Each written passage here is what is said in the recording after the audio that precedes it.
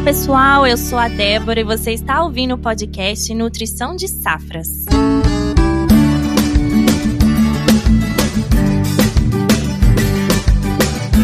Bom, começamos o primeiro episódio da nossa nova série, Solo em Foco. Hoje vamos explorar um tema fundamental para o sucesso na agricultura, a acidez do solo.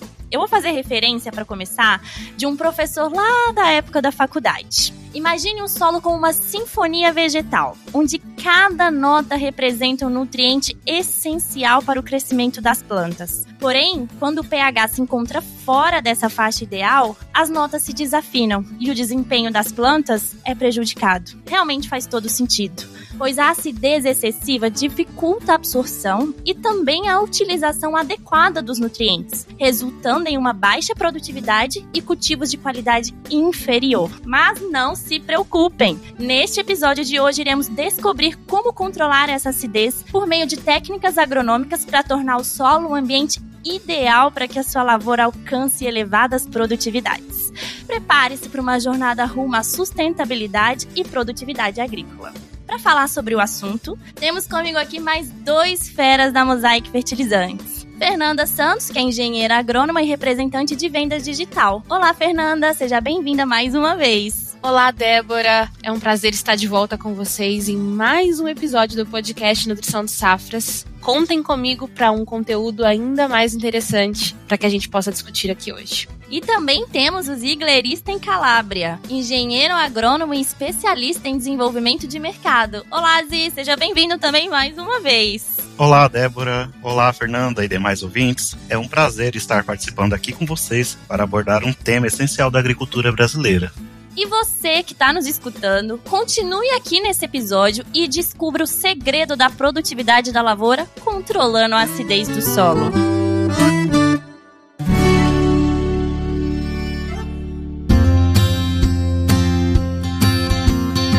A produção de alimentos depende muito da agricultura, que é um setor de extrema relevância para o Brasil e para o mundo. No entanto, a gente sabe que os agricultores frequentemente se deparam com um desafio dos solos ácidos em suas propriedades. Hoje, tem vários estudos que já foram realizados, como pela Embrapa, que revelam que aproximadamente 35% das áreas agrícolas do Brasil apresentam essa condição. E é justamente por isso, diante dessa situação, que surge a seguinte pergunta para a gente começar esse bate-papo. Quais são as características de um solo ácido, pessoal? Excelente pergunta, Débora. A acidez é um dos principais atributos químicos relacionado ao desenvolvimento de plantas. O solo ácido, ele é um tipo de solo associado a pouca quantidade de cálcio e magnésio. Além disso, também a baixa decomposição de matéria orgânica, presença de substâncias tóxicas, como alumínio, entre alguns outros aspectos, e, em geral, ele pode levar a um baixo desenvolvimento das plantas, devido à baixa fixação de nitrogênio, ocasionado,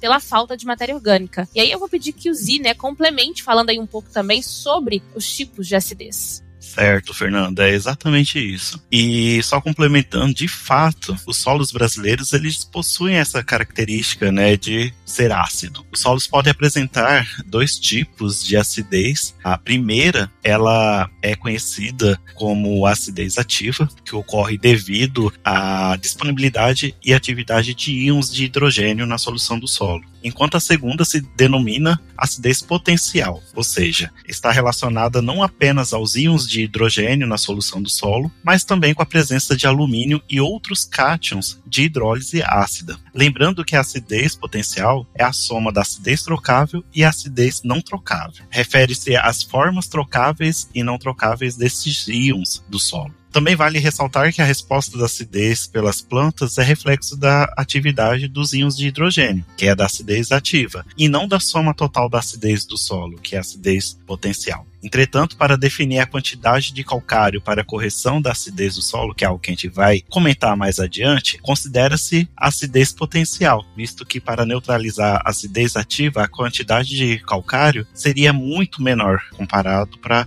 neutralizar também a acidez potencial. A acidez do solo é mensurada a partir do pH, mas o que é o pH? É o potencial hidrogênio iônico. Ele vale ali na escala de 0 a 14, sendo que solos que apresentam pH abaixo de 7 são denominados ácidos, enquanto que acima de 7 alcalino, certo? À medida que aumenta o pH do solo, reduz a acidez. Assim como reduzindo o pH, aumenta a acidez do solo. De acordo com a literatura internacional, a faixa ideal de pH do solo fica em torno de 6 a 6,5 nessa faixa, pois nesse intervalo encontra-se a adequada disponibilidade de todos os nutrientes ali essenciais para as plantas. Já no Brasil, o intervalo adequado encontra-se de 5,7 a 6 para a maioria das culturas agrícolas cultivadas aqui no país. Perfeito. Podemos concluir que essa condição, então, é um obstáculo comum enfrentado por muitos agricultores, certo? E de forma crucial, que a gente entenda também as características de um solo ácido, o que realmente o leva a se tornar ácido. Será que a acidez é um fenômeno natural, resultado da intensa intemperização e a lixiviação de bases? Ou será que são as práticas agrícolas que são realizadas ali frequentemente também desempenham um papel na acidificação do solo? De fato, solos brasileiros são, em geral, naturalmente ácidos, em razão desse alto grau, muito bem mencionado, de intemperização e da intensa lixiviação de bases. Mas os solos também se tornam ácidos ou mais ácidos por algumas outras razões, como, por exemplo, a ação dos micro-organismos na decomposição de resíduos vegetais, seja ela na mineralização ou formação de substâncias úmicas, durante o processo de absorção de nutrientes pelas plantas, que é seguido da liberação pelas raízes do íon de hidrogênio ou hidroxila, a depender da carga do elemento absorvido. Além disso, a adição de fertilizantes ao solo é um outro fator importante. Sistema de manejo do solo adotado, se plantio direto ou convencional, isso pode promover frente à acidificação em razão ali de resíduos acumulados na superfície do solo. E desse modo, o solo será tanto mais ácido quanto menor a parte da capacidade de troca de cátions, a nossa querida CTC, pelas cargas negativas do solo ocupada por cátions básicos, que seriam cálcio, magnésio, potássio, sódio.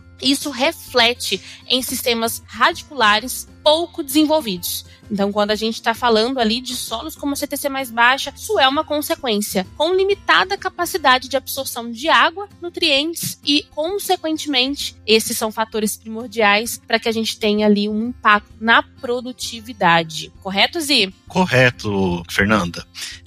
Todos esses pontos correspondem na acidez do solo. Por si só, o solo tem uma condição natural de se acidificar, isso pensando em solos brasileiros, que temos aí altas precipitações e altas temperaturas, que são condições que favorecem a intemperização do solo, aliados também à ação dos organismos. E à medida que esses solos eles são convertidos de uso natural, ou seja, de matas nativas, de florestas, e passam a ser agricultáveis, entrando para o manejo da agricultura, esses fatores vão influenciar, sim, numa maior acidez. E tudo de maneira natural, porque o solo ele é um organismo dinâmico, sempre está em constante modificação. Então, essa característica de sempre ele estar tendendo às características ácidas, já é um processo natural de sua formação. Depois de todas essas explicações incríveis, a pergunta que não quer calar: como a acidez do solo afeta a disponibilidade de nutrientes para as plantas? E como isso pode realmente prejudicar a produtividade das nossas lavouras? É sempre interessante voltar um pouquinho ali, né, dentro da nossa literatura científica e de alguns autores aí renomados que trazem todas essas informações técnicas.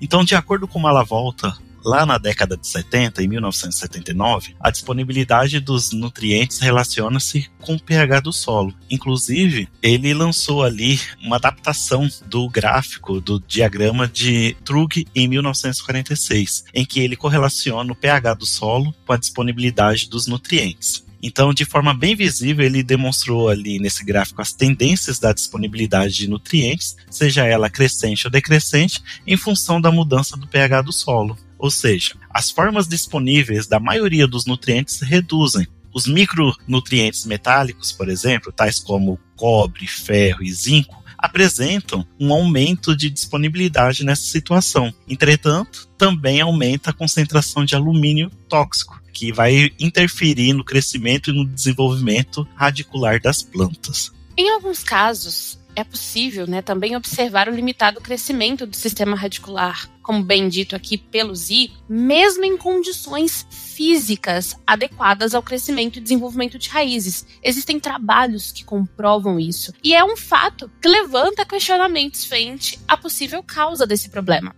Além do impedimento físico, pode-se dizer que uma das principais causas da restrição do crescimento do sistema radicular de plantas é o impedimento químico.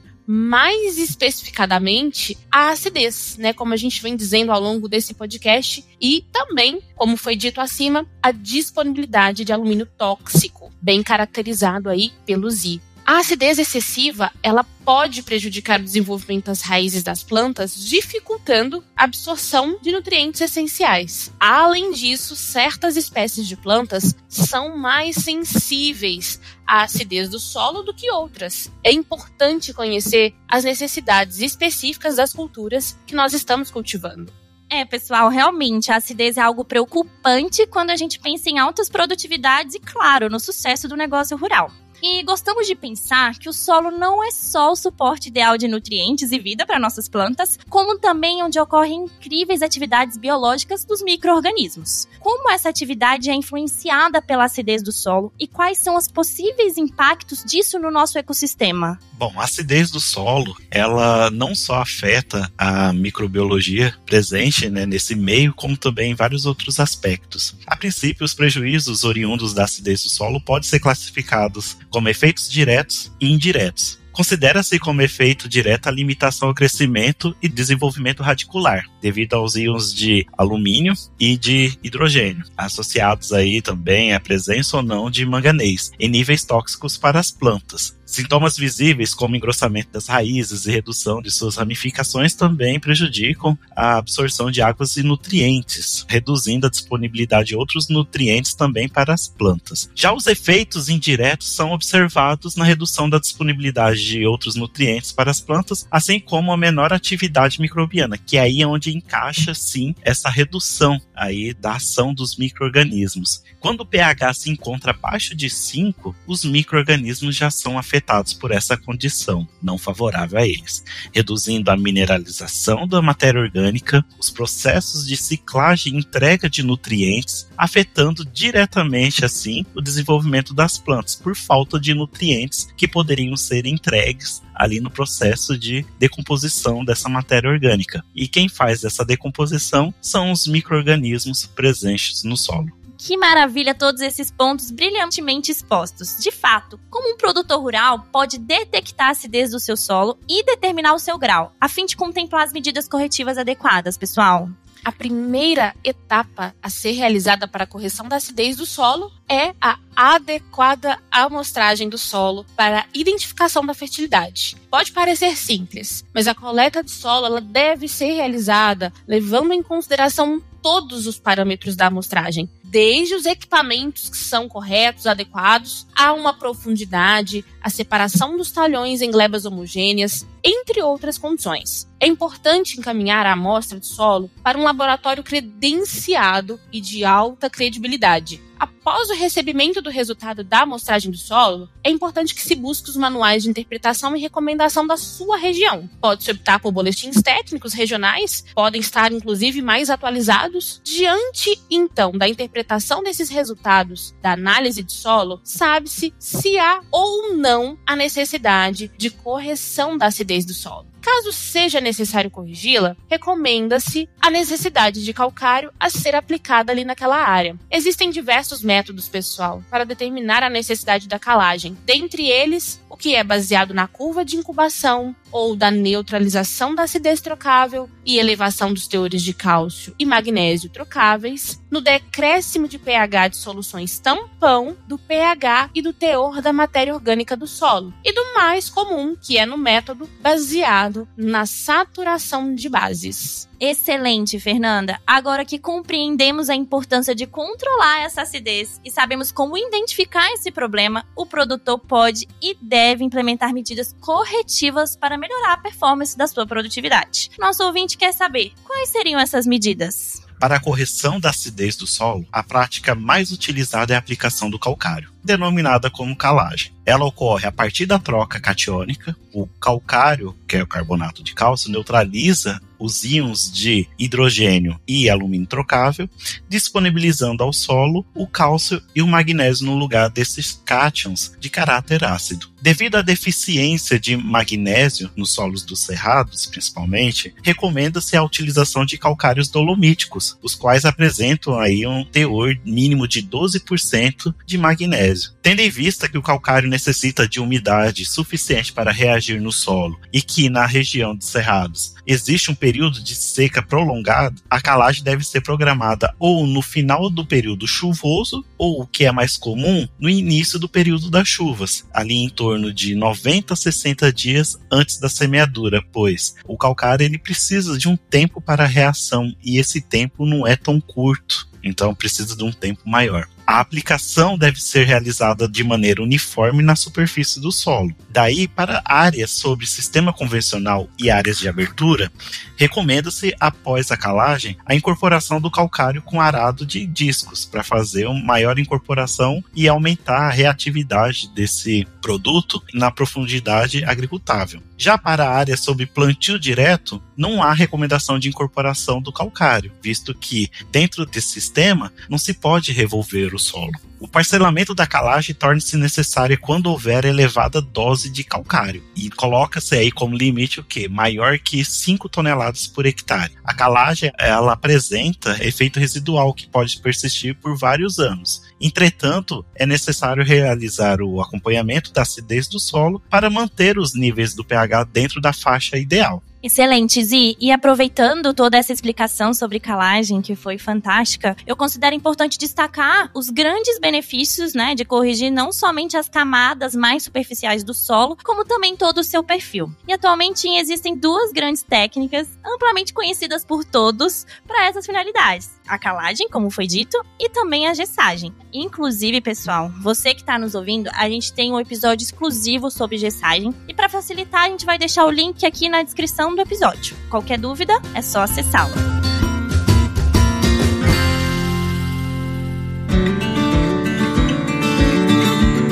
Vamos lá, Fernanda e Zi, quais são as diferenças entre essas duas técnicas e como elas contribuem ali no final do dia para melhorar o desempenho das lavouras dos nossos produtores? Essa pergunta ela é muito importante, Débora, porque vale muito nós diferenciarmos essas duas práticas e entender o efeito que pode ser ali totalmente sinérgico entre as duas. O efeito da calagem, ele concentra-se na camada de 0 a 20 centímetros do solo. O calcário, ele é capaz de neutralizar a acidez, deixando no solo cálcio e magnésio no lugar destes íons de caráter ácidos. E o alumínio, ele é precipitado como oxidróxido. Assim, a calagem tem efeito na correção do pH do solo e adubação de cálcio e magnésio. Mas já o gesso agrícola, que é um sulfato de cálcio desidratado, é recomendado para a camada subsuperficial, no intuito de promover condições favoráveis para o sistema radicular das plantas. Ele é aplicado na superfície do solo e, após a sua dissolução, irá descer para a camada abaixo, devido à sua alta mobilidade. A lixiviação também do cálcio favorece o crescimento radicular. O alumínio é solubilizado como o sulfato e também precipitado como oxidróxido. O gesso agrícola, ele é muitas vezes denominado como um condicionador de solo sem efeito na correção do pH do solo, pois ele vai solubilizar o alumínio tóxico, porém não neutraliza os íons de hidrogênio, que é o responsável e o grande vilão, digamos assim, pela acidez ativa do nosso solo. Essa é a grande diferença. Bem pontuado, Fernanda. Então, de resumo, seria o quê?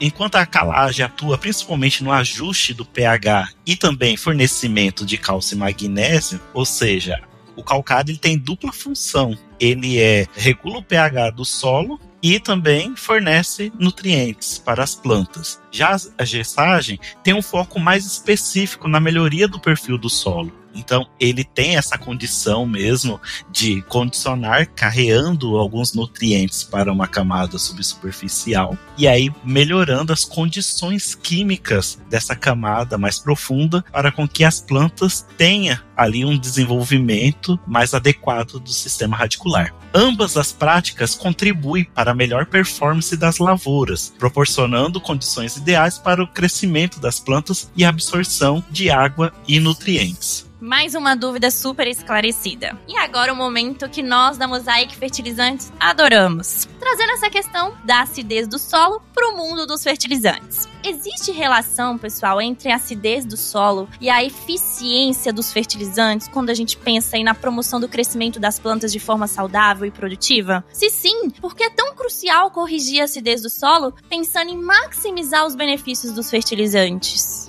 Existe sim, Débora. Não é possível obtermos absorção de nutrientes, mesmo com a utilização de produtos de performance, em solos que não foram corrigidos à acidez, visto que a toxidez do alumínio prejudica o crescimento e o desenvolvimento radicular, e também temos uma outra condição, a indisponibilidade de vários outros nutrientes. A correção da acidez do solo deve ser considerada como uma prática básica de manejo, o alicerce para propiciar a qualidade do solo em todas as suas esferas, seja na qualidade química, física e biológica, e consequentemente no alcance de altas produtividades das lavouras. Vale ressaltar e complementar aí a perfeita fala do Zi, que nós temos uma relevante também figura do Malavolta, que resume também essa resposta, onde no eixo X, usem a criatividade e a imaginação de vocês, pensando em um gráfico, no eixo X podemos checar ali o pH do solo, e no Y, a disponibilidade de nutrientes. Em diferentes pHs, esses nutrientes possuem comportamentos distintos. Vale muito reforçar que os solos com um pH inadequado influencia tanto na disponibilidade dos nutrientes quanto na eficiência dos nutrientes no solo. Por isso, corrigir o pH é essencial para reduzir perdas produtivas em função da baixa eficiência dos fertilizantes e, assim, maximizar o aproveitamento dos nutrientes pelas plantas. Amei, pessoal. Fantástica explicação. Então, considerando todas as perguntas que fizemos, todo o desenvolvimento que tivemos nesse episódio, vamos concluir que o solo está devidamente corrigido, o pH está finalmente neutralizado e que essas medidas são essenciais para aumentar a produtividade. Agora, o próximo passo para alcançar altos rendimentos é a adubação racional. E claro que eu não ia deixar de aproveitar a experiência desses dois especialistas que estão aqui comigo hoje e que também estão ali todo dia no campo com os produtores para compartilhar dicas sobre como selecionar o fertilizante ideal para a plantação. Excelente, Débora. É o que nós estamos acompanhando no campo no nosso dia a dia. À medida que avançam os anos, as sementes adquiridas pelos produtores apresentam um aporte de maior produtividade em resposta ali do melhoramento genético dessas sementes. Com isso, diversos produtores buscam por produtos eficientes e capazes de alcançar esse teto produtivo do poder genético dessas sementes. Diante disso, a Mosaic Fertilizantes dispõe em seu portfólio de produtos de performance o Performa Plus. Este fertilizante apresenta NPK, ou seja, nitrogênio, fósforo e potássio, enxofre e boro sob duas formas, de liberação imediata e gradativa. O nitrogênio encontra-se na forma amoniacal, permitindo com que seja aplicado a lanço também. O fósforo é de alta solubilidade, favorecendo maior aproveitamento desse nutriente, do fertilizante, e o potássio na forma de cloreto de potássio, mantendo o manejo já adotado do produtor quanto a esse nutriente. E sob duas formas, o enxofre e o boro, assim possibilitando o fornecimento dos nutrientes destes dois para todo o ciclo da cultura. Lembrando, claro, que o enxofre, muito dito que é importante para enchimento de grãos, de fato, isso é verídico. Por isso que trabalhamos muito aí com que tenha esse nutriente nessa fase, que proporciona aí maiores rendimentos. Assim como o boro, que a planta precisa desde o início até também na fase reprodutiva. E esse produto, Performa Plus, vai ter essa capacidade de estar realizando a entrega de todos esses nutrientes de forma equilibrada para a planta. excelentes ponderações e sem falar que é um fertilizante de altíssima qualidade física para praticidade operacional no dia a dia do produtor e do manejo, esse tipo de fertilizante multinutriente tem várias vantagens. E entre elas estão, por exemplo, a maior eficiência na aplicação do fertilizante. Esses multinutrientes têm se mostrado mais eficientes na aplicação do que os com nutrientes únicos. Isso se deve ao fato de que, ao utilizar um fertilizante com mais de um nutriente, os agricultores podem aplicar em uma única mistura todos os nutrientes necessários para o crescimento saudável das plantas. E dessa forma, eles economizam tempo na aplicação de fertilizantes e podem melhorar a precisão e a uniformidade da aplicação, ao invés de aplicar múltiplos fertilizantes para atender às necessidades de nutrientes de suas plantas. Uma outra grande vantagem é a melhoria na qualidade das culturas. A qualidade delas é um aspecto fundamental para o sucesso da agricultura. Para melhorar essa qualidade, é importante garantir que as plantas recebam água e nutrientes suficientes para crescerem saudáveis. E a vantagem dos fertilizantes com mais de nutriente é que eles podem ajudar a melhorar a qualidade das culturas, fornecendo às plantas todos os nutrientes necessários para um crescimento saudável. Uma terceira grande vantagem é a redução de custos. Fertilizantes multinutrientes podem ser uma solução viável para a redução de custos em um longo prazo na produção agrícola. Quarta vantagem, poderia tratarmos ali da maior sustentabilidade. Eles também podem ser uma opção mais sustentável do que fertilizantes de nutrientes únicos. Como esses fertilizantes multinutrientes contêm todos os nutrientes necessários, eles podem ajudar a reduzir a lixiviação no solo e minimizar a poluição que está presente da água ou no ar. Quinta e penúltima vantagem é a maior flexibilidade na aplicação.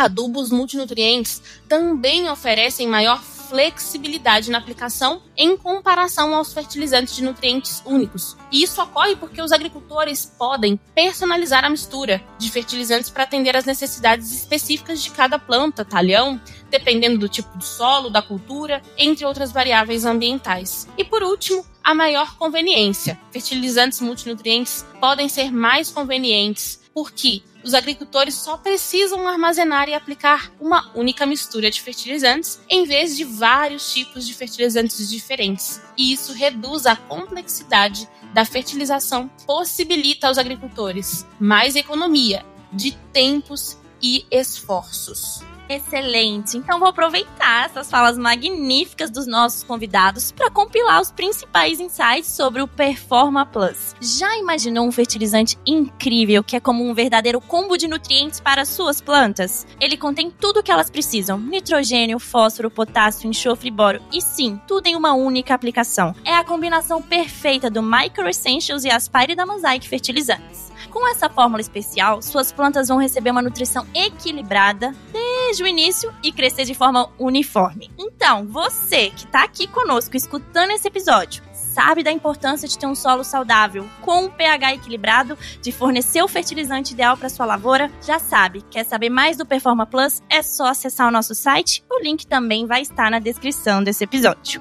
Fernanda, Zi, como vocês estão envolvidos no trabalho de campo com os nossos produtores e clientes, poderiam aproveitar essa oportunidade para compartilhar mais informações sobre a aprovação do Performa Plus por eles? Claro, Débora. Temos resultados dos nossos campos demonstrativos, que são áreas comerciais, lado a lado, dentro da propriedade rural, considerando todas as condições ambientais e de solo da fazenda e, claro, com acompanhamento do produtor, em diferentes regiões do país, que consolidam e dão credibilidade no incremento produtivo dos nossos produtos. O Performa Plus apresenta incremento médio de 4,5 sacos por hectare na cultura da soja, quando comparado a produtos convencionais, ou seja, apresenta de fato um acréscimo de produtividade. E além desse importantíssimo incremento de produtividade que o Zi trouxe com dados reais de campo, nós temos vários relatos de também produtores citando melhor enraizamento, uma única aplicação para o fornecimento de boro que vai acompanhar toda a cultura, um arranque inicial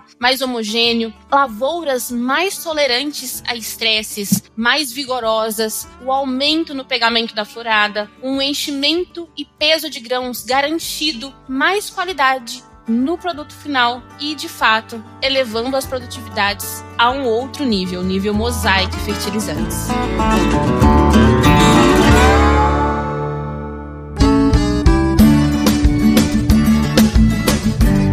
Fernanda, Zi, foi maravilhoso ter vocês conosco mais uma vez aqui no podcast Nutrição de Safras. Muito obrigada pela participação. Fiquem à vontade para despedir dos nossos ouvintes. Débora, Zi, foi um prazer estar com vocês em mais um episódio junto à Nutrição de Safras. Gostaria de agradecer a oportunidade e dizer que estarei sempre à disposição. Podem contar comigo. Foi um prazer estar com vocês nesse dia. Obrigado, Débora, Fernanda, por estar aqui participando com vocês, discutindo esse assunto tão importante para a nossa agricultura. E sempre é um prazer estar participando aqui do podcast Nutrição de Safras. Até a próxima. Abraço. E para você que está nos ouvindo, nos siga nas redes sociais. Estamos no Instagram, Facebook, no YouTube com conteúdos persistentes para sua jornada. Para quem está nos ouvindo no Spotify, se inscreva, nos avaliem e ative as notificações. Estamos em todas as plataformas de streaming. Até a próxima. Mosaic Fertilizantes. Da mina ao campo, ajudamos o mundo a produzir os alimentos de que precisa.